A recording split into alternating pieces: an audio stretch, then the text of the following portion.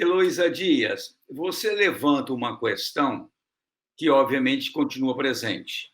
A gente não pode imaginar que o que aconteceu em 2016 é obra de acaso. É uma construção histórica, não é? Em resposta a uma outra construção histórica que mostrava que um outro mundo, sim, é possível, que uma outra forma de cuidar do bem público, da casa comum, existe.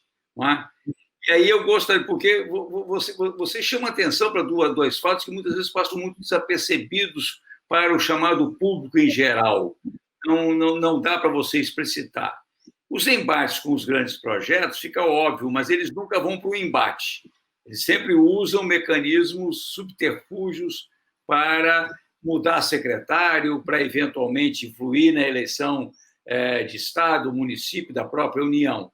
E essa coisa que não é de agora, está sempre parecendo o tráfico agora. Não, você está falando da década de 80, o tráfico fala que era uma oposição a você cuidar dos manguezais. Pode parecer uma maluquice, mas é isso, né? E essa é a história da qual você é depositária, porque você vivenciou isso. Não é? E você vivenciou isso num município. E eu acho muito importante quando a gente destaca as possibilidades. Existem inúmeras limitações. Não me venham prefeitos, vereadores e secretários municipais falar das limitações. Eu sei que elas existem, há inclusive constitucionais, mas existem muitas possibilidades, né, para uma prefeitura atuar, para uma Câmara atuar, para os munícipes atuarem. Então, conta um pouquinho mais para a gente desse tipo de embate, quer dizer, como é que é você colocar uma usina de lixo,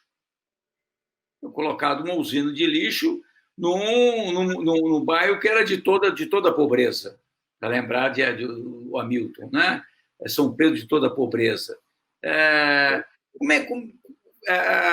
Compartilhe essa sua história, essa sua vivência, mais do que a sua história, essa vivência que, para mim, hoje faz parte da história. Nossa, Lindo, isso é imensa a riqueza dessa experiência e que realmente precisa ser melhor registrada. A gente iniciou com o desafio do manguezal e fomos descobrir, né? Como se você puxasse debaixo do tapete uma realidade que a gente, na verdade, desconhecia. A gente tinha o desejo de proteger o manguezal e tinha um desejo de melhorar a qualidade de vida de uma população periférica que vivia ali. Então, a gente não queria resolver o mangue sem resolver o social também ali e a vida daquelas pessoas. E, ao puxar isso, a gente descobriu muitas coisas. Inclusive, por exemplo, quando a gente traçou, né, já de início, a gente achou uma usina de lixo comprada, que tinha sido suspenso o contrato, porque eles não conseguiram pagar o por fora, né? Então, nós fomos lá renegociar a usina de lixo, e eu lembro que a gente adaptou, levamos o nosso amigo Raimundo, né, que entendia do processo todo da usina, os mecanismos, as coelas, ele desmontou aquilo e fez uma máquina mais perfeita. Então, a gente levava o metalúrgico, o engenheiro, a gente levava de tudo um tanto, e fizemos aquela conversa, melhoramos a usina que queríamos, melhoramos o contrato que queríamos, e a conversa não acabava, até que falaram que queriam saber o que a gente queria por fora. Aí eu falei, não vamos falar que nós não queremos. Eu falei, não, nós queremos por fora. O por fora vai ser por dentro. Aí chegamos e falamos, olha, quanto vocês estavam dando? 30%? Então, nós queremos esses 30% em educação ambiental, limpeza da cidade, coleta de lixo, melhoria de tudo isso. Quanto que dá? Tanto. Então, esse investimento a gente planeja a melhor forma de aplicar. Então, esse por fora, e a gente se dá por satisfeito, assinamos aqui o contrato, né? E aí cresceu, foi feito esse aditivo, e sentimos, tem várias questões aí, a começar quando a gente começou a adotar na rede escolar o caderno reciclado, nós tivemos que trabalhar com professores, com os pais dos alunos, que eles não iam sujar a mão, porque aquele papel do caderno vinha do lixo, então teve todo um processo cultural muito novo naquela época, onde nem se conhecia o reciclado praticamente, para ser incorporado e apreendido pela população e por nós mesmos, por todos, né? Então, nós conseguimos trabalhar ali com a população, com a cidade mais limpa, e, ao tirar aquela população dali, para se fazer uma usina, não bastava construir, ela ia reduzir a mão de obra, por exemplo, infantil, que vivia do lixo. E aí negociamos com os moradores de São Pedro a, a estruturação de fábricas de picolé para absorver essas crianças que eram catadoras de lixo.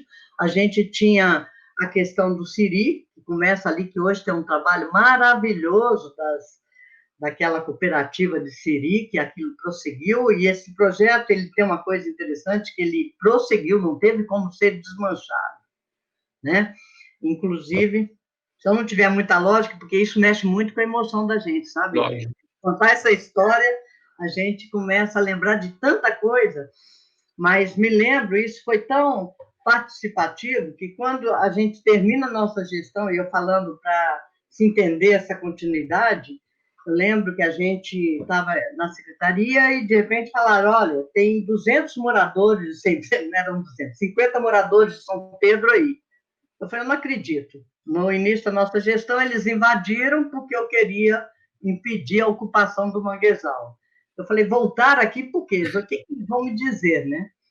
Aí eles me obrigaram a ir com eles no governo de transição, que era um andar acima, lá na CDV, para poder conversar com a equipe de Paulo e o pessoal que iria assumir a prefeitura para não parar o projeto. E eu tinha que falar o que deveria ser feito. Então, assim, forçaram uma fala para o governo de transição. Isso, para mim, foi o maior certificado de que a gente fez um trabalho legal e deixou ali um desejo da população de continuar aquele projeto, um projeto que tirou, que mexeu com a ocupação, que foi uma reforma urbana, né? A gente teve que, além de parar o aterro e a ocupação irregular ali em cima da área de manguezal, a gente teve que reformar, fazer uma reforma urbana das casas, existia por trás uma acumulação, uma exploração da miséria imensa, onde uma pessoa alugava para os favelados 30 barracos e a gente falou, não tem direito a isso, e a gente conseguiu assentar todo mundo só ordenando a exploração ali do território de uma forma justa para quem estava morando. Então, isso tudo feito com eles, discutido com eles, passo a passo, né? E fizemos um pacto. Ninguém sai, mas também ninguém entra. Se vocês deixarem alguém entrar, a gente vai impedir de vocês de ficarem. Então, a gente temos que fazer um acordo. Aí fizemos. Nós não íamos tirar ninguém sem uma solução antes, mas também não íamos deixar mais ninguém entrar até que a gente tivesse uma solução, e essa solução ia ser construída de forma participativa. E foi. Não foi o que a gente queria, nem o que eles queriam. Foi o que era possível e foi o mais justo. Um acordo que a gente conseguiu fazer justo para ter toda essa adequação da moradia, né, da casa de cada um, da sobrevivência. Então, nós geramos várias frentes de renda, que não fossem grandes frentes, mas que foram melhores do que as que eles tinham. Geramos qualidade ambiental, porque tinha uma obra imensa. Eu fui acusada, eu, Vitor, Rogério, toda a direção da prefeitura, fomos acusados de louco, porque paramos um programa, era BNH na época, acho que era, Caixa Econômica, né, que financiava, e a gente falou, a gente não quer. Tinha um canal que ia dragar todo o manguezal, e aí uma professora, Yara Novelli, maravilhosa, com a professora Tânia, que eu acho que está aí na UFS até hoje, me procuraram e falaram, você não pode deixar construir esse canal no Mangue, vai acabar com o manguezal.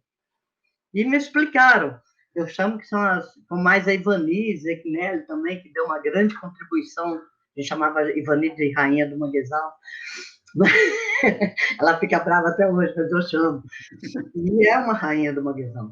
E aí eles alertaram. Eu falei, mas o que a gente faz para barrar a ocupação? Não tem que ter esse canal para... Não, não, não, a gente tem que trabalhar com a educação ambiental, fazer uma rodovia aqui mesmo, a gente faz uma beirada, dá algum impedimento. Aí juntamos, reunimos com esse pessoal, mais um pessoal que hoje é a direção da Boticário, que nos ajudou a pensar o desenho, e devolvemos o dinheiro do canal e pedimos para investir nessa obra que seria mais barata e muito mais sustentável.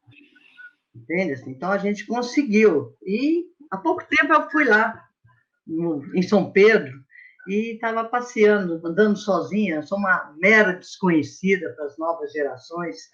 Eu estava andando ali naquele manguezal e lembrando dessa história. Então, eu acho que é muito bom você ver uma vida melhorada, uma qualidade de vida melhor. E não é que eu soubesse. O que eu fiz? O que a gente fez? A gente escutava, a gente dialogava, a gente discutia com quem vivia ali para ver como que a gente ia resolver. Não era o nosso governo era muito mais nosso, de toda a população, do que de uma cúpula que acha que é dona da verdade, que vai fazer o que quer. Entende? Então, essa foi a maior diferença em todas as ações e o nosso maior suporte.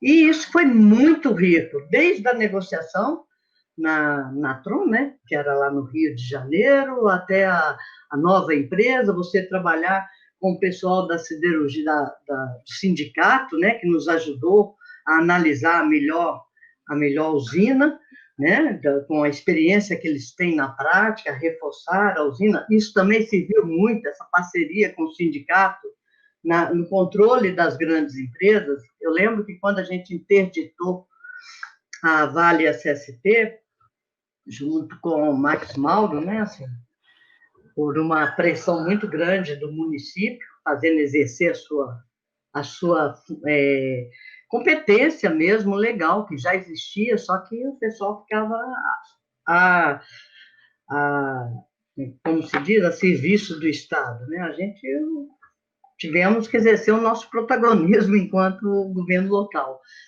E aí eu lembro que quando a gente interditou, eu fui procurada pelo Tarcísio, o pessoal que era a direção do Sindicato dos Metalúrgicos, e me informaram, vocês vão quebrar a CST, você mandou fechar tudo, não pode, você tem que deixar uma parte do maquinário funcionando, senão eles não, a empresa vai quebrar mesmo, né, em termos de equipamentos e de funcionamento. Aí eles deram toda uma assessoria, eu relaxei a interdição naquilo que era necessário, por um conhecimento, não só dos dirigentes da empresa, mas com a contribuição dos operários daquela empresa, dos funcionários da empresa. Então, tem toda uma condição que a gente conseguiu de diálogo e de assessoria que nos deu esse sucesso, nos levou a esse sucesso, a nossa capacidade de escutar, de aprender e o nosso desejo comum, nosso e da população, de melhorar a cidade e de melhorar as condições, né? Então, isso tem muito, muito trabalho interessante feito, também outra marca muito forte da gente, foi ali quando teve os deslizamentos, né, das encostas, da ocupação que a gente delimitou, reflorestou e usava mesmo do nosso poder enquanto governo para evitar que a ocupação nas encostas continuasse naquela época e provocando todo um risco para a população. Então, a gente conseguiu reverter um pouco o caminho das coisas a partir do diálogo, da divulgação, da educação, e foi muito bom a gente conseguir fazer. Muito desafio, realmente. Tinha medo? Tinha. Tinha ameaça? Tinha. Agora, tinha muita gratidão da população com o que a gente estava fazendo. Isso era muito gostoso, né? E muita projeção para a gente também, nacional, né? Eu fiquei como presidente da ANAMA um bom tempo, né? Por 2 mandatos, Associação Nacional dos Municípios, na questão ambiental. A gente pegou a liderança, eu lembro de muitas organizações de coletivos nacionais, pela experiência que a gente levava e traduzia ali no lixo, nessa reciclagem, foi linha de frente, combater a incineração, que agora o governo volta de novo, com o mesmo lobby, parece refluxo, né? Aquela doença, é uma doença, eu acho, é um refluxo, é uma doença mal curada, talvez, assim, que se você não mantiver, você vai tê-la novamente, entende? Assim, ou você se mantém. Então, a gente tem que fazer essa manutenção e refrescar mesmo a memória de todos. Essa coisa da incineração, que agora começam a querer permitir a incineração de todas essas questões, assim, eu acho isso um absurdo, porque a gente mostrou o tanto que a compostagem e quanto que a gente não deveria dar essa destinação para o lixo, e quanto que isso era tóxico. E fizemos em várias prefeituras, não foi só na de Vitória, a gente tinha uma articulação nacional com algumas prefeituras petistas, eu lembro do Machado, da Irundina, que foram grandes prefeitos, e que tudo que a gente ia fazer, a gente trocava ideia em conjunto e chegava com um novo ali, e muita coragem para realizar e fazer sem apoio. Orçamento da secretaria, a Betinha, tem grandes amigos aí que participaram muito, são bem corresponsáveis, né? A Betinha já está no andar de cima também, foi precipitadamente para o andar de cima, mas a Betinha convertia nosso orçamento em Coca-Cola. Vitor ficava bravo. Macrobiótico, a Betinha convertia. Nós temos tantos engradados de Coca-Cola. A gente não tinha nada. A gente tinha o desejo, o projeto, e aí captávamos recursos e usávamos os recursos da obra, dos serviços urbanos, das outras secretarias, da Secretaria de Educação, de Saúde, todos ali conjugando, porque isso era uma prioridade de governo, não era uma ideia isolada. Então, isso aí foi muito importante. O que no Estado já não ocorreu tão bem. A gente já teve que, para enfrentar o Cabo Camata, uma coligação ali gigantesca, e aí não era difícil esse diálogo nessa composição ampla, geral e restrita para enfrentar o mal, né? Elô, eu vou querer, antes de a gente ir para o plano estadual, eu vou querer voltar a fazer alguns destaques ainda da experiência municipal. A gente vai fazer um breve intervalo e já já a gente volta com o Elô Dias, que tem muita história para contar.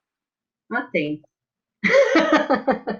Você também, Aline, tem muita história. Eu quero. Aliás, você tem muita diretriz maravilhosa e muitos pensamentos à frente que eu gostaria de trazer aí nessa questão marinha, da sustentabilidade. É muito bom. Já já a gente volta.